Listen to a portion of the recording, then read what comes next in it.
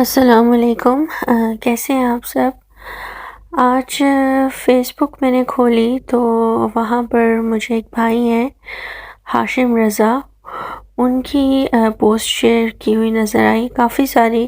پھر میں نے دیکھا تو نیوز فیڈ میں کافی سارے لوگوں نے ان کی پوسٹ شیئر کی ہوئی تھی۔ تو ان بھائی صاحب کو میں جانتی تو نہیں ہوں، لیکن جب میں نے ان کے پوسٹ پڑھی، ان کا پروفائل چیک کیا تو اس نے مجھے جھنجھوڑ کے رکھ دیا۔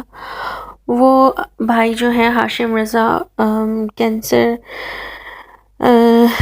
جیسے مرض میں مبتلا ہیں، اور انہوں نے ڈونیشنز دعاؤں کے لیے اپیل کی ہے۔ اور میں نے جب ان کے کافی ان کی پکچر شیئر ہوئی تھی بیفور اینڈ آفٹر، مطلب پہلے ان کی صحت کیسی تھی اور اب، اور جیسے ان کی صحت دنوں میں ہوئی ہے، خراب ہوئی ہے، تو وہ دیکھ کے میں بالکل مجھے اس نے جھنجھوڑ کے رکھ دیا ہے، اور میں دو باتیں سوچنے پہ مجبور ہو گئی ہوں۔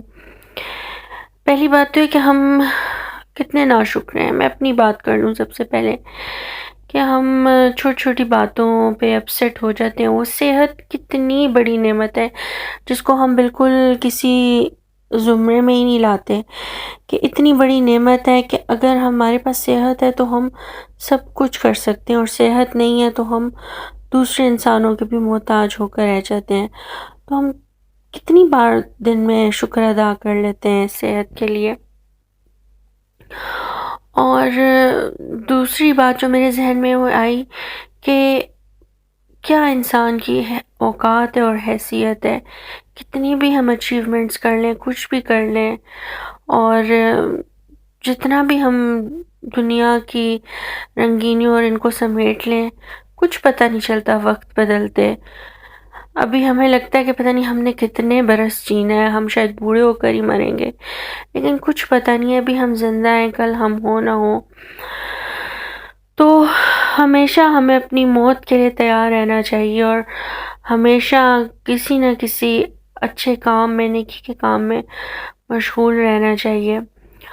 اور دوسرا میں آپ لوگوں سے یہ بھی گزارش کروں گی کہ وہ جو بھائی ہیں ہاشم رضا، ان کے جو فیس بک پروفائل ہے وہ میں ڈسکرپشن میں لنک میں ڈال دوں گی، تو پلیز آپ ان کے پروفائل کو جا کے وزٹ کیجئے۔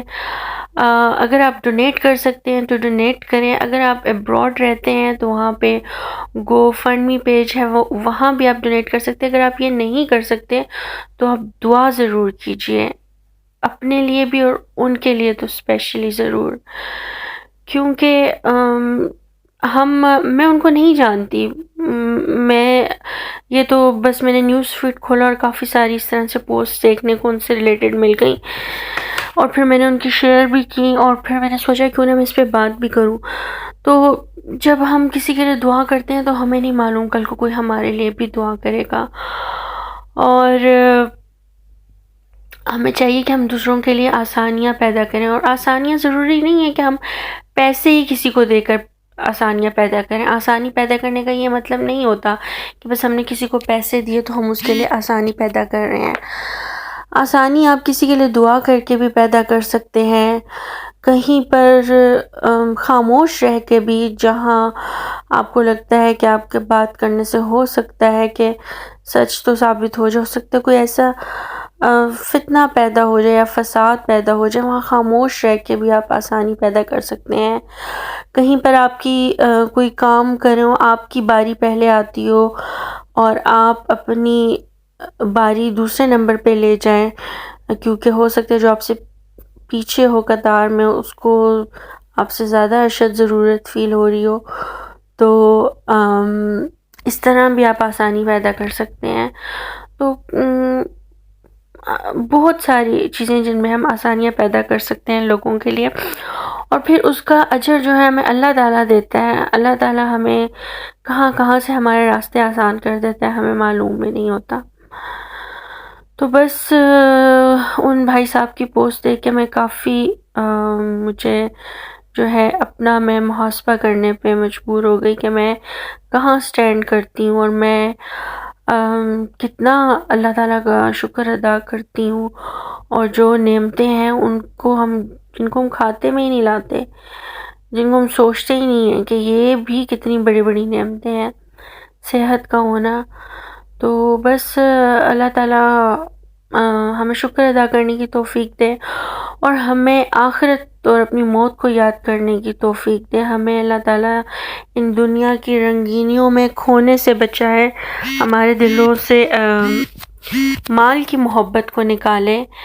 تو باقی اللہ تعالیٰ نے اس دنیا میں، وہ کہتے ہیں نا، اس دنیا میں رنگینیاں بھیج دی، لیکن جو سکون ہے وہ اللہ تعالیٰ نے اپنے پاس ہی رکھ لیا.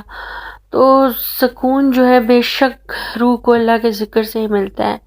جتنا مرضی ہم کوئی شاپنگ کر لیں، یا ہم کہیں گھوم پھر لیں، یا ہم ٹی وی پہ کوئی مووی دیکھ لیں، اینڈ میں ایک دل میں پھر بھی ایک ایمپٹینس یا وہ خالی پن سا رہتا ہے.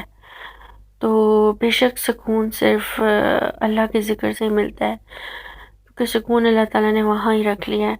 تو پلیز میری آپ سے گزارش ہے کہ اگر آپ فیس بک یوز کرتے ہیں تو کائنڈلی ان بھائی کے پروفائل کو وزٹ کریں، ان کی دیکھیں. انہوں نے اور اتنی کینسر جیسے مرض میں مبتلا ہونے کے باوجود کتنے وہ شکر گزار ہیں. ان کی پوسٹ دیکھیں، اور ان کی آپ جا کے پازیٹیوٹی اور جس طرح سے وہ ہوپ فل ہیں، میں کہتی ہوں کہ ماشاء اللہ سبحان اللہ. تو آپ جائیے، آپ ان کے لیے دعا ضرور کیجیے. اور ٹھیک ہے، مجھے اجازت دیجیے، اپنا خیال رکھیے. اللہ حافظ.